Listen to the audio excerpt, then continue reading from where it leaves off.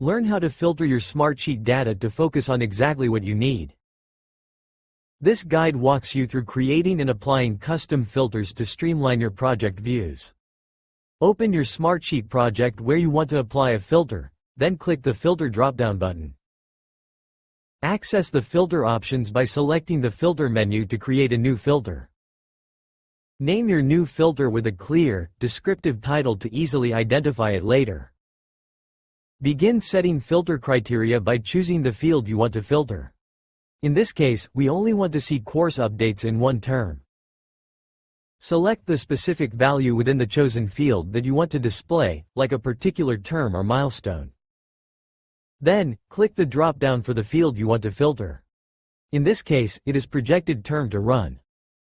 Choose the corresponding value for the second field to narrow down your results further.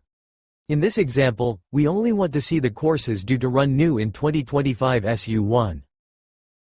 Review your filter settings to ensure all conditions are correctly specified and will display the desired rows. Apply the filter to view only the rows that meet all your specified criteria. This guide demonstrated how to create and customize filters in Smartsheet to display specific project data. You learned to name filters and apply them to focus on relevant information efficiently. Thank you for joining us today for another Tech Tip Tuesday. We hope that you find this tip helpful.